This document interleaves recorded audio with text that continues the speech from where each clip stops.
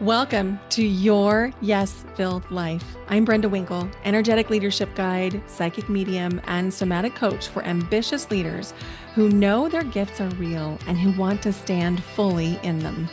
Here, you'll learn how to trust your intuition, embody your vision, and step into the freedom you've been craving, all without chasing more certifications or carrying stuff that does not belong to you.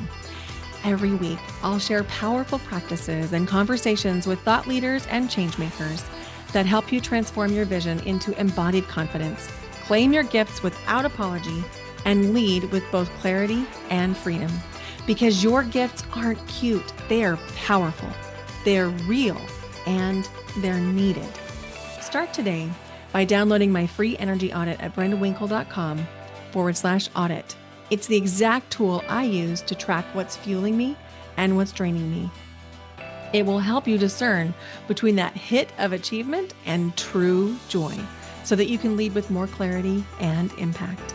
This is your space to stop proving, start embodying, and live fully in your gifts. Welcome to Your Yes-Filled Life. Hello and welcome to Your Yes-Filled Life. I'm your host, Brenda Winkle. Today on the podcast, we're going to be talking about why you override yourself even when you know better and you intend better. Because this happens to us as empaths. In fact, we can't muscle our way into things the way that some people can. It just doesn't happen for us. And so if you've noticed that you can know exactly what to do until someone else has an opinion, or until someone else feels disappointed or tries to convince you to do something else, or you start imagining how your decision might impact the other people around you. And then suddenly, before you know it, something that you were very clear about feels incredibly complicated.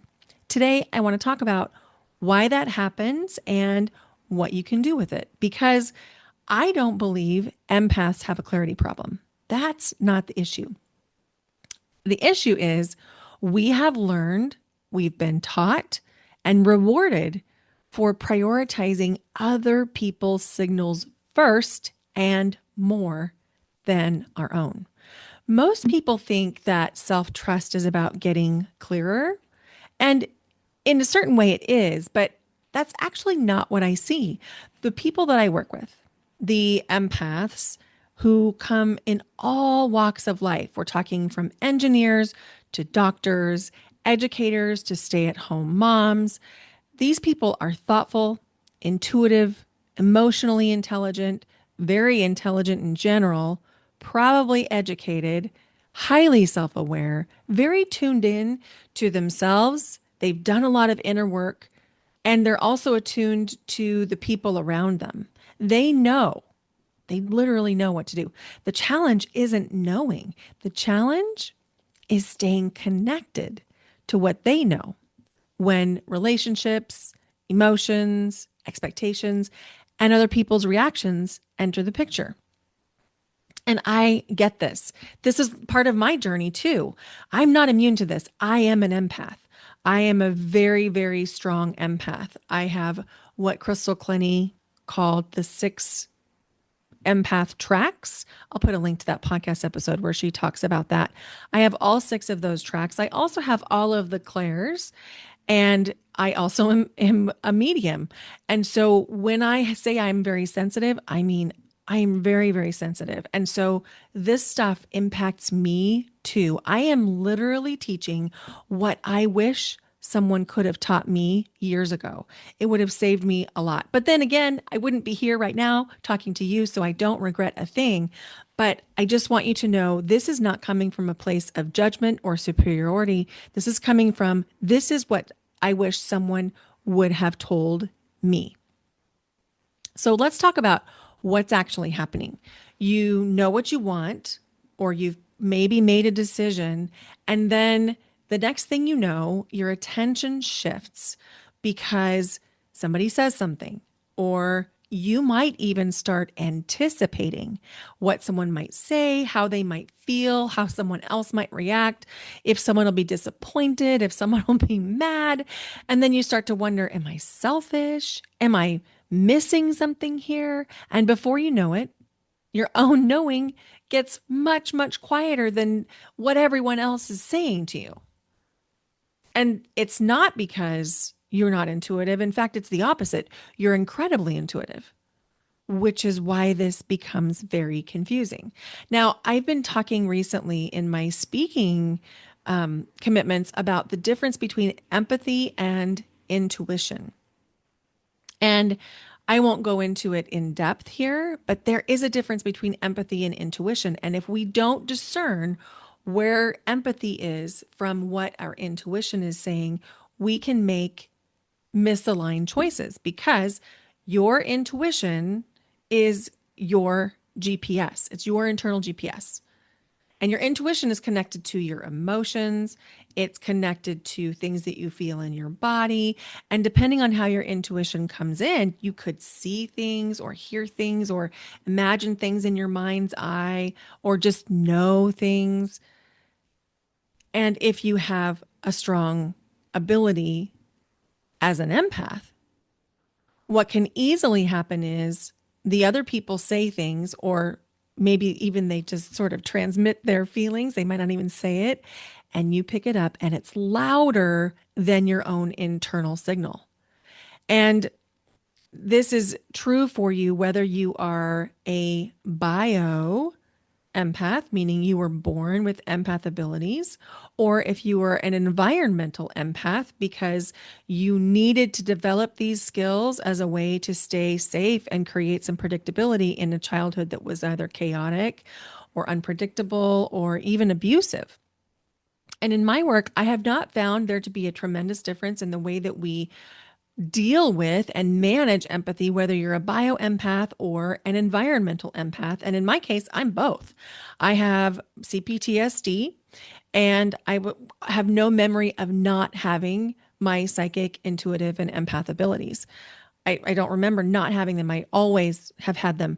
I do have a memory of the first time I scared somebody with them, and that was when I was about 7, maybe 6, and it was in first grade when I knew something had happened in my teacher's house. There was some kind of a disagreement or something, and I mentioned it because I didn't have any discernment at that time. I had no idea you could turn these gifts on and off. I had no idea how to do that or that I should be doing it, that it was a little bit unethical and kind of creepish to not turn off the abilities, which, by the way, that's something really important. You can turn these abilities up and down like a dial. And in my belief, and from my mentors who have taught me over the years, this is an important part of discernment. We don't want to have these abilities on 24/7. It's almost unethical if we do. It's sort of like looking in everybody's window in the evening with the lights on. So we do want to control our gifts. In fact, I was part of a summit recently with Wendy Mata. I know I've talked about that, but it was just an incredible summit. I learned so much and I enjoyed teaching there so much. And Wendy Mata said, if we don't learn to harness our gifts will harness us. And this is absolutely true for empaths because if you are dulling down your own knowing and instead listening to what you're tracking empathetically, you can make really misaligned decisions. Ask me how I know. So, if you've spent years practicing empathy outward, you're in the right place because you have become incredibly skilled at understanding everyone else. So now our work becomes practicing self-empathy, where we learn to tune into our own signal because there is a major cost to practicing only external empathy. Empathy is not the problem. Empathy is a really important skill. And if you're an empath, it's a very important and sacred ability. But the problem becomes a problem when your empathy does not include you, when everyone else's feelings and needs and perspectives matter more than your own. And your own desires, needs, preferences don't carry the same weight as other people's. That's where the second guessing, the overthinking, the reassurance seeking, the validation seeking, self abandonment begin to take over. And the truth is, most of the time, we don't realize we're doing it as we're doing it until it's done. And then we often have some awareness like, oh my gosh, I just made them more important than myself. That's where the self abandonment can come in. And so the possibility is, what if you can maintain your empathy? Because we do want that. I don't want you shutting off your empathy. We need more empathic leaders and healers and guides in the world now more than ever. Truly more than ever. You can feel this new level of consciousness, and we're watching the systems around us crumble. And thank goodness they're crumbling. Things like the patriarchy, and wow, they are, in the last gasps of the crumbling. We can see it right now. All you have to do is watch the news cycle, which we'll get into that another time. But let's talk about the possibility of what can change when you learn how to stop overriding yourself, where you can matter just as much as other people, or maybe even more. Because the truth is, what is good for you is of the highest good. A lot of times as empaths, we get this really, really twisted, and we think that we'll be more generous of everything that we have, and we'll give more, and we'll contribute more, and we'll let other people's preferences matter more, and other people's dreams matter more. And then we get resentful, and we get exhausted and depleted, and in many cases, sick. And if we are carrying illness or resentment, a lot of times that leads to the flip side of resentment, which is entitlement. And then we show up in some ways that are not great. Because if you're giving your all to everything all the time, and you're not taking any care of yourself, you're not making your own needs, your preferences, your dreams, your desires matter at all, of course you are resentful. And of course you're going to show up in some entitled ways in other venues because you're so sick of not being the one that matters. So the work here is we're going to let go of perfectionism, because that's not going to be helpful. We're going to have to do it a little bit messy. We're also going to need to let go of a need for certainty, which I know how hard that is. We do love our certainty, and we're not going to get it right all the time. We'll have to let go of that too. But you can simply just start treating your own feelings, your needs, your desires, what you know, as equally important. You can care deeply about other people, and I know you do, without abandoning yourself. There's a way to do both. And you can consider other people's perspectives in your decisions without losing your own. And we don't want to teeter-totter into what I was just talking about with the flip side of resentment and entitlement. If we are always, always, always preferencing other people's perspectives, then sometimes we get very rigid and very inflexible and forceful and kind of brittle almost when we'll latch on to something because we're so sick of everyone else's lives and opinions and desires and dreams mattering more than our own. So you can be an empath.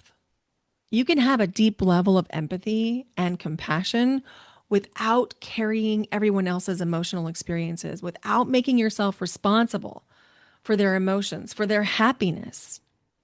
And that's what self-trust starts to feel like. It's this symbiotic relationship where you can actually improve every relationship in your life because you're taking better care of yourself. Now, I want to say, not everybody's going to love it when you start taking care of yourself in this way, because there probably are some people that have been benefiting from you only being an empath. And that's okay. They can be mad. You are not responsible for their emotions.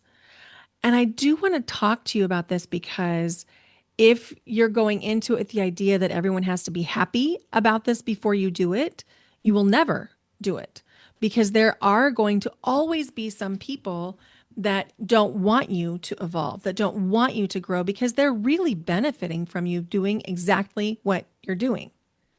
So, and there's love for that. I mean, they're human too, right? They're benefiting from it, but that doesn't mean it's wrong for you to want things to shift.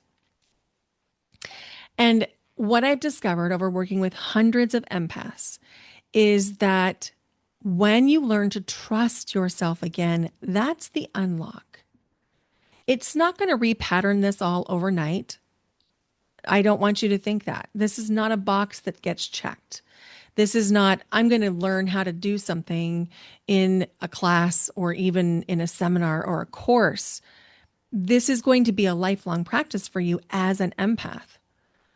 And if you're approaching anything for empaths as though it's a box that's going to be checked and that one day you won't ever have to negotiate, is this mine? Is this theirs? Do my needs matter? Do their needs matter more? If you think you're never going to have to negotiate that, this is not the work for you, because my approach is this is the work. This is not a box we can check. This is not a thing that we're going to accomplish or high achieve. What we're going to get better at is coming back to self-trust again and again and again. That's the goal. Coming back into self-trust. Coming back into the recognition, ooh, I might be getting ready to self-abandon. Let me pause and see if I can tune back into what my needs are, to tune into what my desires are.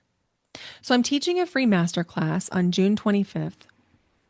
It's called Trust Yourself Again: Why Empaths Override Themselves and How to Stop Abandoning What They Already Know. So together we're going to explore the why. We talked a little bit about it today, but we'll go into it more in depth. We'll talk about why empaths override themselves even when they're clear, what's actually happening in that moment that self-trust begins to break down. And I'm going to show you a simple framework so that you can return to yourself when things are stressful, when it feels like you're going back into people-pleasing patterns, or when emotional overwhelm starts to pull you off course. It's completely free. I'd love to have you join us. I'll put the link in the show notes, or you can go to brendawinkle.com/next level, because this really is the next level of being an empath, where you can step into your own power and where you get to live a life that is vibrant and fulfilling, just the same way that you're trying to create for everybody else. And if you're listening to this and you're thinking, I know this is my work, I know this is the next thing I need to do, I'd love to invite you to join us in Power. The doors to summer power cohort. The doors to the summer power cohort are now open for early enrollment. Power is my signature self-trust program for empaths. So this is a 6-week live experience with 12 months of integration support designed to help you stop second guessing yourself, trust what you already know, and navigate life with greater clarity, confidence, and self-respect. And when I say a 6-week live experience with 12 months of integration support, what that means is you're going to get to come live to every cohort over the next year and receive support in a private community in between live cohorts. And for a limited time, for early enrollment only, this includes a private one-on-one coaching session with me valued at $600. Now, the early bird enrollment only goes through June 28th, and there are limited spots available. I'm only accepting 20 members, 20 new members into this cohort, but enrollment itself will stay open through July 7th, and the program begins for the summer cohort July 9th. And I'll put all the information in the show notes, or you can go to brendawinkle.com/power. So as we wrap up today, I would invite you to think about the questions that you're asking yourself. So sometimes we ask the question, what should I do? And we're asking that question externally. We're asking that from the people around us. We're asking that from people we view as having wisdom or more authority, or maybe the influential people in our lives. But what if the question is, what do I already know? So flipping it from what should I do to what do I already know? And then I'm just curious, what might change if you trusted that? Thank you so much for being here today. Thank you so much for listening. If this was helpful for you, would you please consider sharing the podcast with 3 people you care about? And if you haven't yet left the podcast a rating and review, it would mean so much. This podcast is not free to produce. And you leaving the podcast, your rating, your review, your comments is a great way to engage in some reciprocal energy. Thank you. Thank you for being here. Bye for now. Until next time.